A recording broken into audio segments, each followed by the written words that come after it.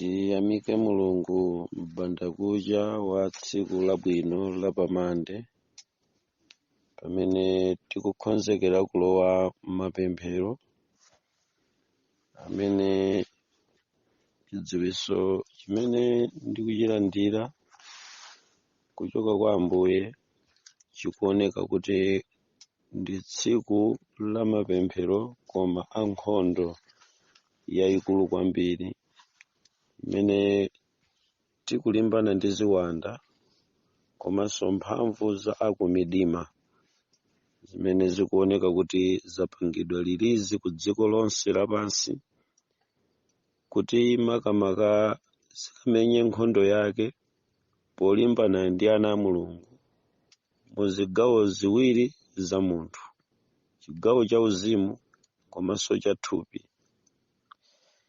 Nkhondo iyi ikufika pachimake penipeni pochititsa mantha kufikira kuti ngati anthu ambiri kulimba kwathu sitingalimbe ndi Ambuye tigonja pa nkhondo imeneyi ku uzimu tigonjanso ku thupi.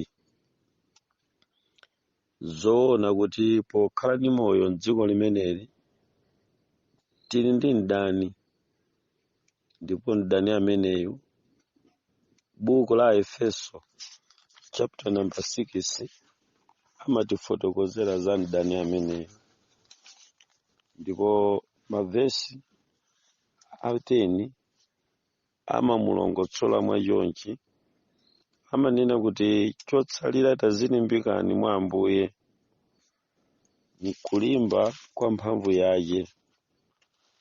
Tsono ndiye kuti nkhondo imene tikulimbana nayo yochititsa mantha iyi yakutuluka kwa ziwanda zimene zabweretsa mavuto amene tikuti tipempherere ndi kusalira kudya, imenenso ikugwetsa ndi kufola thupi la munthu wauzimu limene limaumbika tikamulandira Yesu, limakula kukapanga chidzalo chonse cha Mulungu, nalonso likumenyedwa nkhondo ndi kumanyenyeka. Ndi nkhondo zimene zikupita ku zigawo ziwiri za munthu. Bible likungotidziwitsa kuti tilimbe nkulimba kwa mphamvu yake. Ndiye kuti vesi limeneli likutipasa zinthu zingapo. Number 1, chitetezo chathu ndiye kuti chikuyenera kudalira Mulungu malingana ndi vesi number 10. Sitingathe kuchita patokha mpaka pamene tikumuyitana mwini wake wa nkhondo imene akhoza kutimenyera potigonjetsera zogonjetsa thupi komanso mzimu. Mapemphero ndi amphamvu amene tikufuna kuchita lero, koma ndimati ndipereke chithunzithunzi chakuti tikupita ku nkhondo ndi amene akufuna kujoyina nawo ame ya lero akufunika ayambe kugwiritsa ntchito zipangizo zokamenyera nkhondozo koma mwadongosolo kuti tikagonjetse. Ngati tipita kumeneku tisanakonzeke, tifula chabe, tisala chabe. Ndiye kuti tikagonjetse, vesi number 10 ikuti tizilimbika nkulimba kwa mphamvu yake. Mwa njira ina tidalire mphamvu yake ya Mulungu, tisadalire mphamvu zathu, tisadalire ukaswiri wathu kuti tikagonjetse, koma tidalire mphamvu ya Mulungu. Pamene tikunena kuti kudalira mphamvu ya Mulungu, tikutanthauza kuti machitidwe a zinthu za umoyo wathu ndi amene akanika aja. Ndiye kuti sitikuyenera kutenga chilichonse cha nthaka ino, koma titenge mapemphero ndi mawu a Mulungu okhawo ndi amene atithandize kuti mphamvu zathu zipite molimbika mpaka Mulungu atakhala kutsogolo kwa kupemphera kwathu. Akhristu tigwiritse ntchito zida pa nkhondo imeneyi. Kapena ndinene kuti number 1, pamene tikulimba tilimba ndi mphamvu ya Mulungu, koma mkati mwa nkhondo imeneyi tidziwe kuti pamene tikunena kuti tikudalira Mulungu ndiye kuti tikudaliranso chitetezo cha Mulungu malingana ndi mmene vesi number 10 ikufotokozera. Koma mmene tikupita kutsogolo akhristu pa nkhondo imeneyi tikufunika kugwiritsa ntchito zida za Mulungu.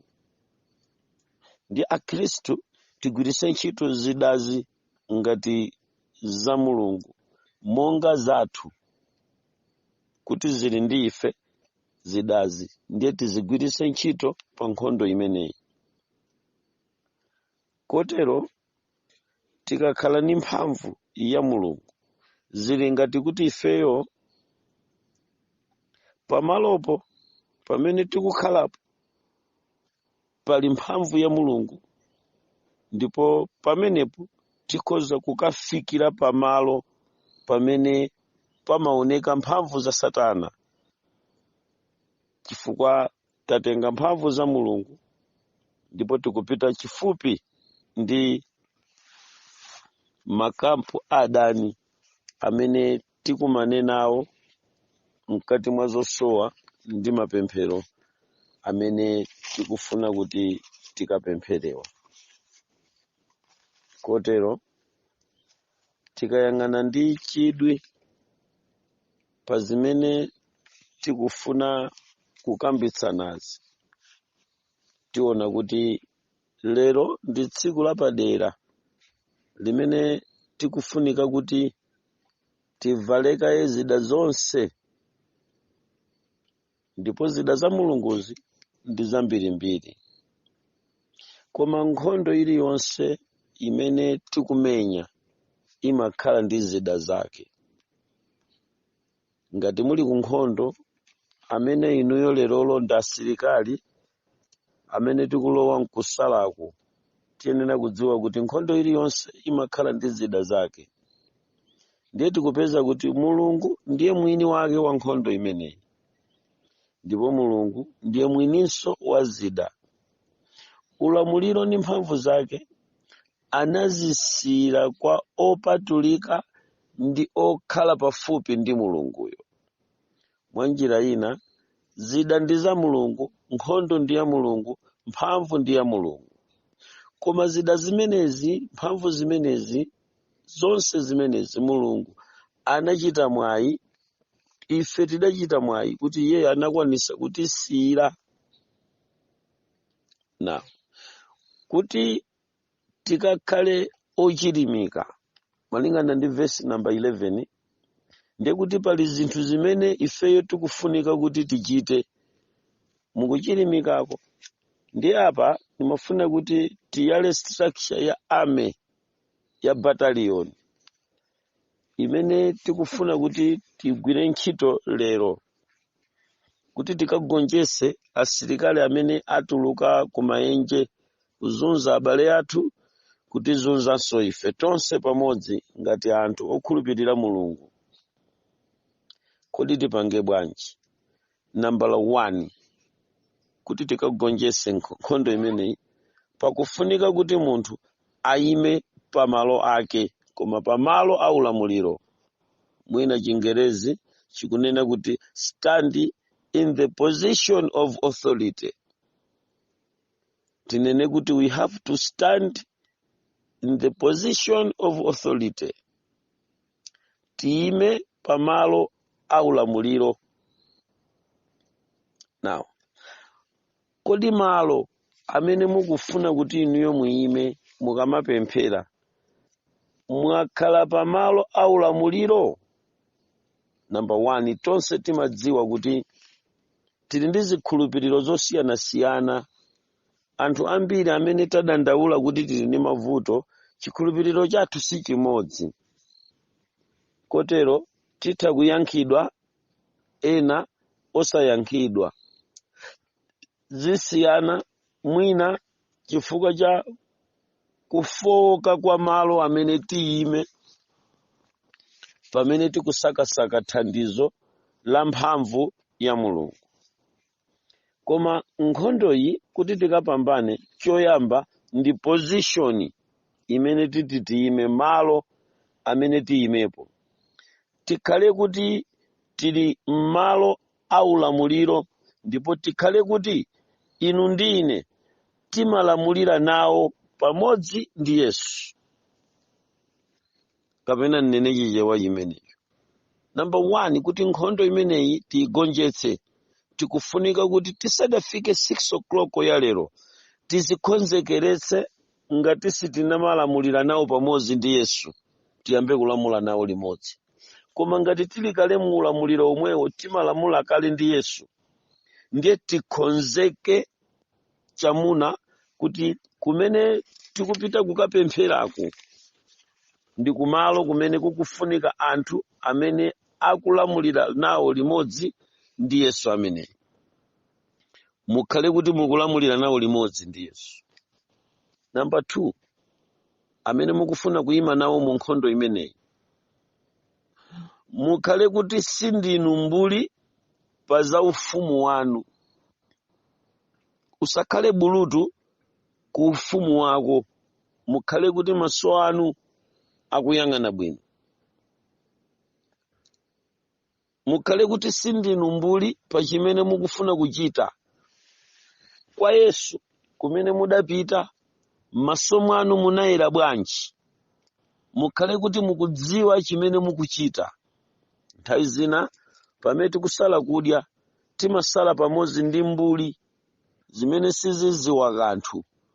Mbuli zikupita kokasala, koma zakudya zimene anadya kapena zimene amadya kapena zakudya zimene amalizira kudya, zakudya zodesedwa, zokhala ndi zipangizo zosagwirizana ndi Mulungu, zakuti zikutsalira mthupi mpaka kucha mmawa, unadya zinthu zosakhala bwino zodana ndi Mulungu.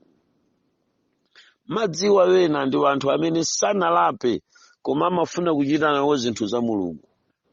Akumwabe mowa koma apapa apereka nawo mapetishoni azofoka zawo. Ndi mahule awuyenda benzi gololo. Ndiye kuti pamenepo ngati tikutero tikhala kuti sitikudziwa chimene tikuchita, komanso tikhala kuti sitili nawo mbali ya uzimu. Pomaliza ndiye kuti timakhala kuti ndife mbuli pa zimene tikufuna kuchita. Kukhala mbuli pa za ufumu wako, pa za mbali imene iweyo ukufuna kuti ukachite nayo, ndi chinthu chimene chili chosadabwisa komanso chosakayikitsa mmachitidwe, chifukwa ambiri a ife takhala mabulutu ku chinthu chathu chomwe. Takhala mbuli ku ufumu wa Mulungu. Tikuyifuna nkhope ya Mulungu, koma chikhalireni mukufuna nkhope ya Mulungu, ifeyo sitili okonzeka kukhala achamuna ndi odzilimbira tokha pa chinthu chimene tikufuna kuti tikhalecho. Otero ana Mulungu, ndimafuna ndinene kuti mukufuna kuti inuyo mukafikire pa muyezo okhala ndi Ambuye, mukufunika kuti m'maso mwanu muchotse umbuli pa za ufumu umene inu muli. Number 2, mukhale kuti inuyo sibulutu pa chikhalidwe. Mbuli zambiri zimene zimapita nawo mukusala kudya, zimapita zili zosamalizika kukonzeka kwa Ambuye. Ndiye timanena kuti ndi mbuli mu ufumu wake munthuyo, mbuli kugulu la nkhondo.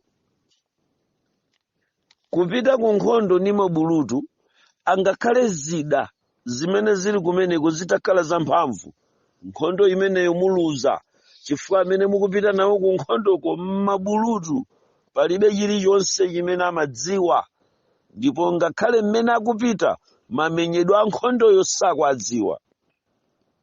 Ndiye choyamba tisadafike kukusala kudya kumeneko tichotse ubulutu, chifukwa zimene tikukalimbana nazo, 1 ni matenda, number 2 kuli ziwanda. Ndiye ziwandazi ndi zinthu za moyo, zimatha kubisala nkhalango imene mukumenya nkhondo. Ndiye ngati simumadziwa mavukutu, simudziwa mapanga amene ziwandazi zimabisala kuti zikakupusiseni pamene mukumenya nkhondo ngati kulibe koma zilipo, mumakazindikira mutapangidwa ambush ndi mizimu yoyipa ija. Now, tichenjezane pano kuti mmene tikupita kukamenya nkhondo yakusala kudya kupempherera abale ndi alongo, tikufunika kuti ife tisakhale mabulutu, kuti tizikhala ndi maso okwanira oona chimene chikuchitika pamene tikupempherera anzathu komanso pamene tikudzipempherera ife eni. Tichotse ubulutu. Ubulutu wanji okondedwa sizithandiza kanthu kalikonse pakuona mabotolo akachaso afuleshi amowa wadzanadzanali, mmene mukumveka fungo la mowa nyumbamo ndi mmene mukusalira inu kudya. Ndi bulutu ku ufumu wake omwe. Nkhani yosausa mupeza kuti wena tizisala kudya koma makondomu ali mthumba kapena ali mchipaketi mnyumbamo, tayika mkabasikete mkatoni ali mthumba la jeketi imene sitimavala. Ndiye tikukangalika ambuye koma tili nzipangizo zakumdima zimene timagwirisa ntchito kumidima, zikusungika mnyumba zathu kukhala mbuli mu ufumu wathu omwe.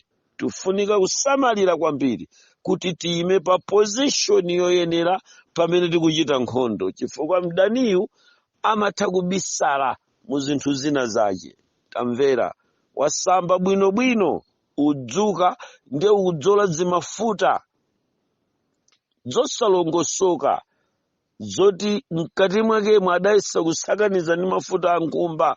Bulutu ku ufumu wake usala kudya bwanji kungosamba kaye nkusadzola kuopera kuti ungambe kuzipakaso zinthu zimene zikachitaso attract ziwanda mkati mwa kupemphera. Ndiye kuti iweyo ukhala kuti ndiwe mbuli mu ufumu wako, ndi mbuli ku battlefield. Sitifuna kupita ndi mabulutu, mtero kulankhula kwake. Mabulutu sitikuwafuna. Wena amachita zinthu mwa masewera akamasala, akukhala dala pamene pali sobo, khala dala pafupi pa firiji, akuti akamapemphera kugwira firijiyo ludzu lili kuno, umakayendayenda ku kitchen mwadaladala, sikutheka usala kumeneku kufika posokonekera. Mwina wadzuka mmawa ndiye ukukhala nawo mu gulu la asilikali wokamenya nkhondo, pamene tikumva kuti ziwanda zatulukira poyera kukalimbana ndi thupi komanso mzimu wa munthu. Nkusalaku kuti tikagonjetse iweyo mwadaladala ukudzuka mmawa, zovala zonse uli nazo zija kukasankha dala chovala chojambula dalagoni uvala chimenecho, chinyama cha zinyama zakutchire, zinthu zosadziwika bwino, uvala malaya oti ajambula penepene kumbuyo, malaya Tupaki, uvala Lonado, upita kokasala koma kukweza milungu ya kudziko lapansi, mabafometi zala zayang'ana mmwamba, mabobo tu. Nkhani imene ndiyo sausa kwambiri. Pamene tikupita mchigawo chakusala kudya, tiyenera kukhala anthu amene sindife mbuli mu ufumu wathu. Timapusisidwa pamene tikupita kosala kudya, wanthu kuchena yonse yachikunja ukamapita kosala kudya, ndiye kuti nkhondo ikukanika. Kosana, principle number 2 ya nkhondo imene tikufuna kumenyayi, osaopa, chifukwa Satana ndi ziwanda zake zimabwera ngati kuopseza kugwetsa mphwayi mkati mwakuyenda mwakusala kudyako. Zimayenda ngati zikuopseza, koma ife tena kuyimba mtima akuti mukhale okhuta, imveke nkhani imene impingo wa Mulungu. Inu ndi ine pamene tikukamenya nkhondo imeneyi, tisakhale anthu ofoka m'maganizidwe. tikhale anthu olimbika mtima. Koma koposa zonse ndimafuna inu ndine mumve chichewa chakuti pamene tikukapenya nkhondo imeneyi tikhale anthu okutha kuganiza, anthu amene tiziganiza. Kusala kudya sikuchosa kuganiza, kulingalira kudzikhalapo kokwanira. Ndiye principle number 3, tivale zida zonse za Mulungu, ndipo chida chilichonse chikhala chofunika pa nthawi yake. Muyenera kudziwa kagwirisidwe ntchito ka zidazo, osatenga mpeni m'malo mwa mfuti pakusala kudya kumeneko. Mukhale anthu okonzeka. Chomaliza, tidziwe mdani wathu. Mukamavala zidazo, mukuvalira ndani? Pamene mukupita kokasala kudya, musala chifukwa chani? Iniyo mdani wanu ndi ndani? Nkhawa yanu nchani? Ndipo mukufuna chiti chitagonja? Tipewe kuchulusa zosalira kudya mpaka 10-20, koma tikhale ndi focus pa chinthu chimodzi at a time. Pamenepo tikaone kuti chimenecho chatheka, then tizabwera pa chinthu china at a time. Samangokhala zisawawa ayi. Koma ine ndikulimbitseni mtima kuti muziziyesa zida zanu za nkhondo. Zida zimene Mulungu anatipatsa zimafuna kuzigwiritsa ntchito. Ngati inu ndi ine tikukhala mu chinthu chimenechi lero, mosakayika konse, tiona chipambano komanso chigonjetso cha zimene tikupempherera pamaso pa Mulungu. Tiyenera kudziwa kuti Satana amabweretsa nkhondo zakachetechete, ndipo nkhondo yakachetechete imeneyi ndi 1, kuganiza. Kuganiza kwa mutu wa munthu kumachokera ku zigawo zitatu. Number 1, kuganiza kwa munthu. Number 2, kuganiza kwa Satana. Number 3, kuganiza kwa Mulungu. Now, mu nkhondo yakusala kudya, mukapanda kudziwa kumene kukuchokera malingaliro mkati mwa kusala kudya kwanu, ndi pamene timayiluza nkhondoyi. Maganizo ochoka mwa munthu muzitha kudziwa kuti awawa ndi maganizo a umunthu wanga. Anthu ambiri amasala kudya ndi kuona ngati ayankhidwa, koma atadziyankha okha chifukwa cha maganizo. Ayikapo umunthu wawo. Kupemphera ndi kunena kuti ndikakafika ku nyumba, amene akayambe kundipasa moniyo ndiye mdani wanga ameneyo. Maganizo ochokera kwa munthu. Kukangofika pa khomo, akuyamba ndi amayi ako, muli bwanji, uliyeya, mfitija imapangitsa kuti thupi langa lisamachite function bwino, ndi mayi angawa.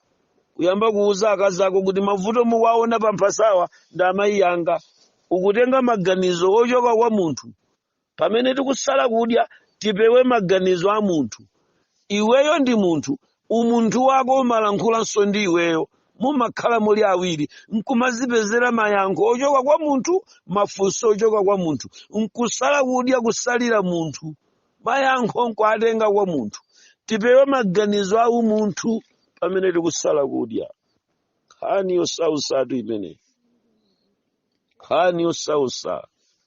Munthu asapange exist m'maganizo mwanu.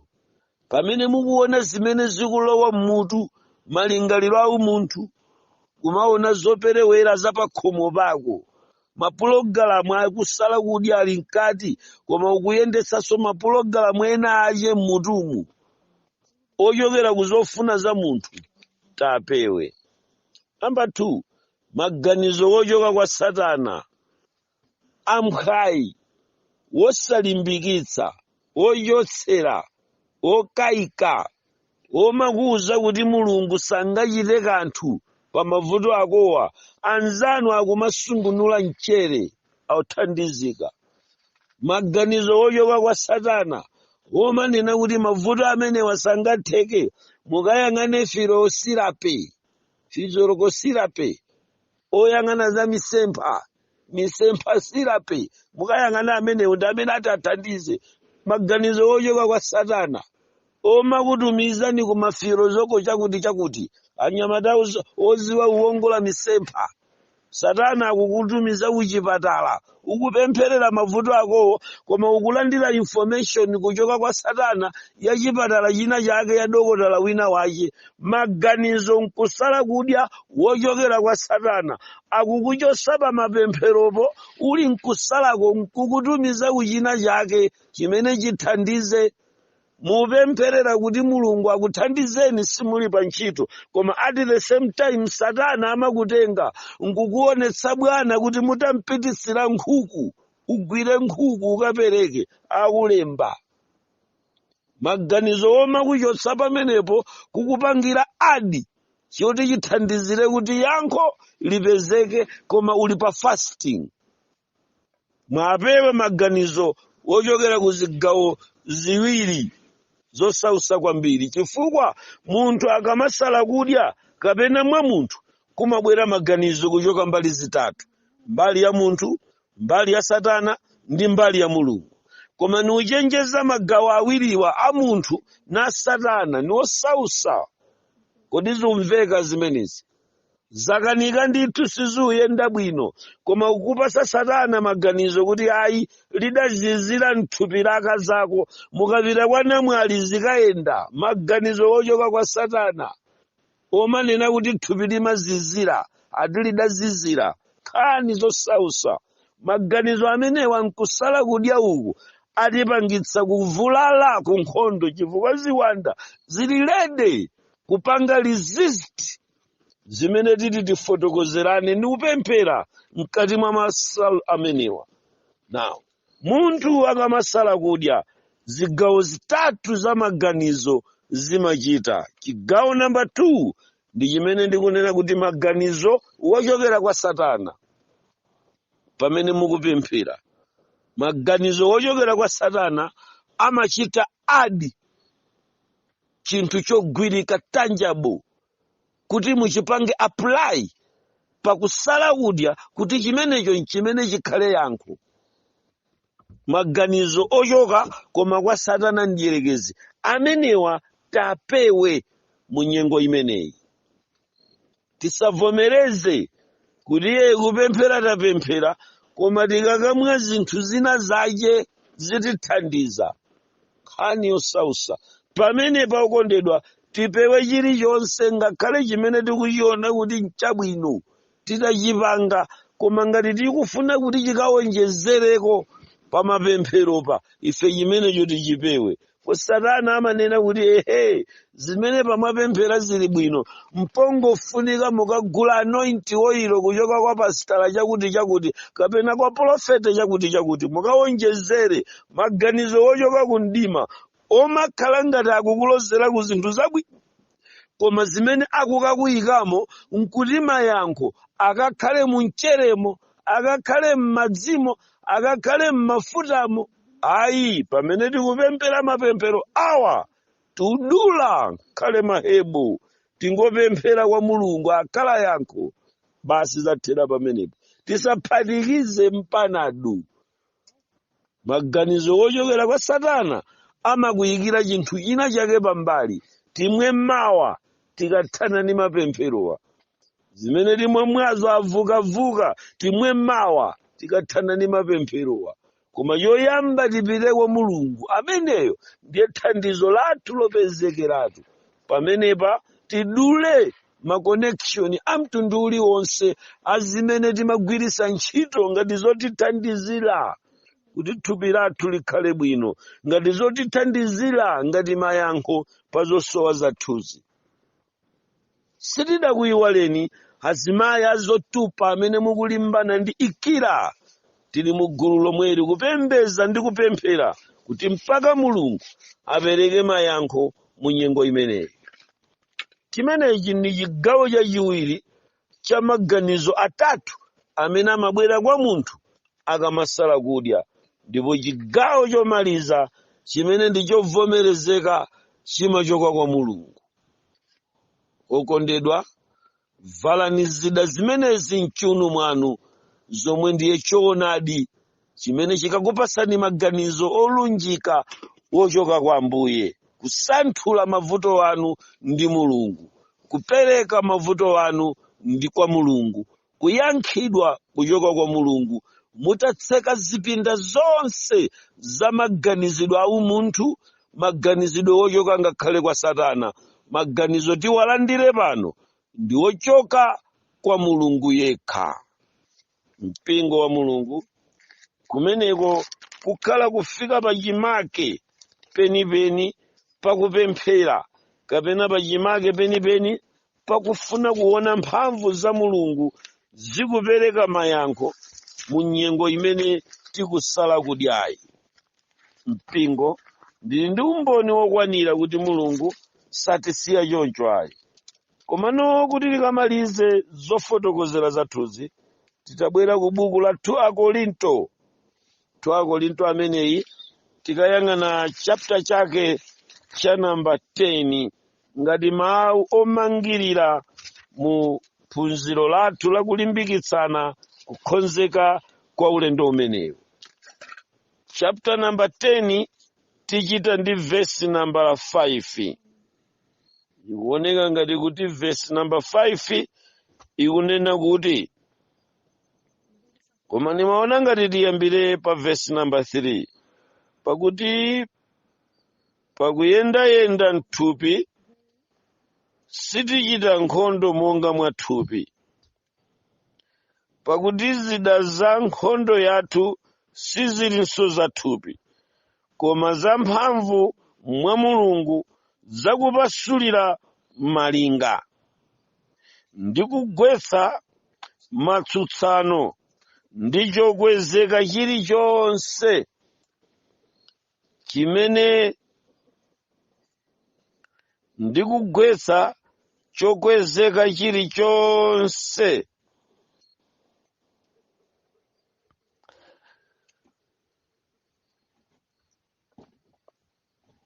verse number 6, ndi kukhala okonzeka kubwezera chilango kusamvera konse pamene kumvera kwanu kudzakwaniritsidwa.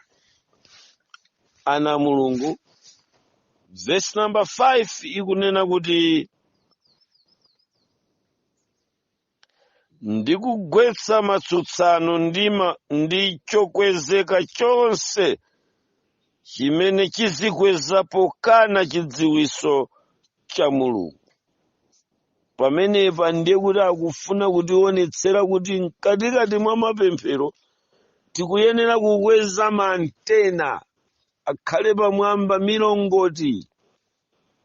Tikweze milongoti ya kwa Mulungu kuti tizipeza signal yochoka kwa Mulungu kuti tikagwetse chozikweza chilichonse chimene chimabwera pamene mukusala kudya. Zinthu zina zake zimakazikweza maganizo amene akusonyeza kuti sakuchoka kwa Mulungu, amafuna kutenga ulamuliro wogwetsa mphwayi kuti sizitheka, sate sikisi, mabere sangamere, sungasiye kusamba, zonena zambiri kugwetsa mphwayi. Simungachite kanthu, zidatha zidavuta, nukupasa zambiri mbiri, mwinanso kukuunjikira makalata akuchipatala kumaona zimene adanena dokotala uje zosatheka mpaka mutatere, zidatere nkutere. Mafiliyosofa azeru a dziko lapansi akukufotokozera kufuna kukatsutsa. Ine ndikuti tikweze thandizo la kumvera ganizo la Mulungu kuti tikatsitse chozikweza mu dzina la Yesu Khristu, mfumu ya Mulungu wakumwambamwamba. Tilekeze pamenepa. Amen.